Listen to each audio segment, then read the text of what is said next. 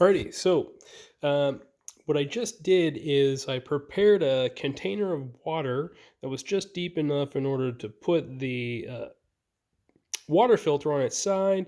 I put it in the bottom of the container right here, and it did float.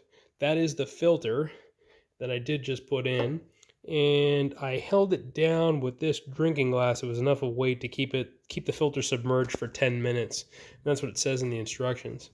And then I inserted the water filter into the water tank here, and I did note this orientation that we have right here, and then there's basically a receptacle that's down there that it drops straight into, and you do hear a click noise when you get it when it is seated.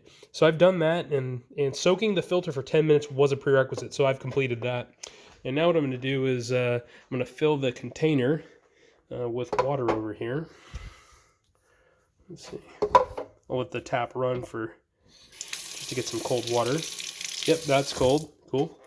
And I'm gonna then fill the container here with water. And I like to use cold water. And the tank doesn't take that long to fill. I think it said it was 57 or so fluid ounces of holding capacity.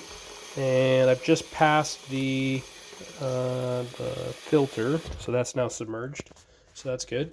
And then what I'm going to do is I'm going to pick up the the water tank, put it over here. You can see I've made some counter space for the espresso machine. So it is approximately 22 inches, I think, in depth. I think I measured it before. Because we do, like I said, we do have one of these units at work. I'm going to put the phone down for 1 second so that I can take the depth measurement and then show you.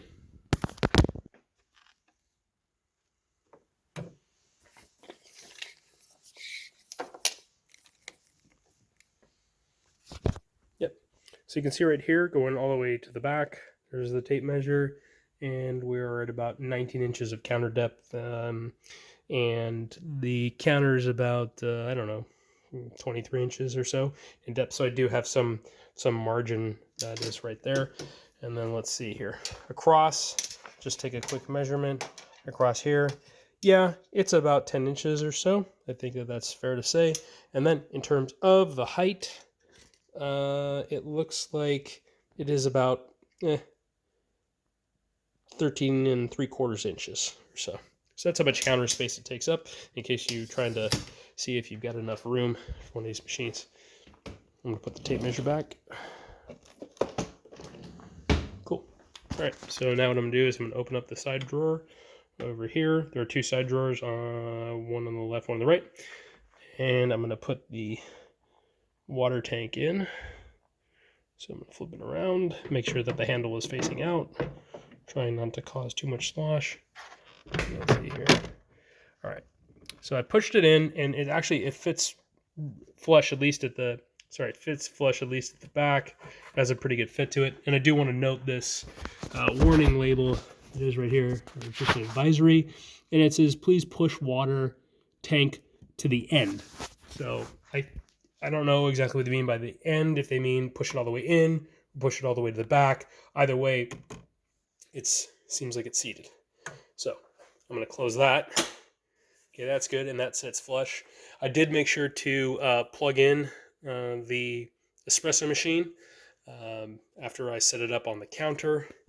I am going to have some limited clearance space up here, right? Because it's going to be kind of hard for me to load beans into the hopper with the top of the lid, striking underneath the cabinet. So I may have to pull the unit out a little bit in order to be able to fill the hopper. And I still have some room over here for my drip coffee machine, which does drip coffees and then also Keurigs. And I can easily still have enough room to pull that out, and then and load the Keurig, set it, turn it on, etc., do what I have to do. So I need to do that.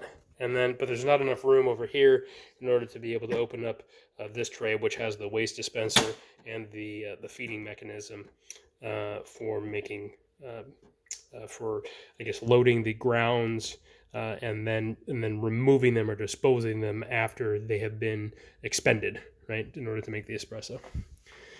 So now I'm going to go and consult the instructions, or the startup instructions here. Still haven't registered the machine yet. So before you brew your first cup, please soak the water filter for 10 minutes prior to installing it. Did that, and then after initial machine startup, run the hot water function for a minimum of 10 seconds to fill the system. Okay, so I'll take this with me just as a quick little reference here, even though it seems simple enough. I'll put this off to the side right over here. Okay, and I've got my container here of water. So okay, that's fine. So I can put the container in right there. I'm going to turn on the machine. Oh, you turn it on this way, I think, but we have to turn on the hard power switch that's at the back.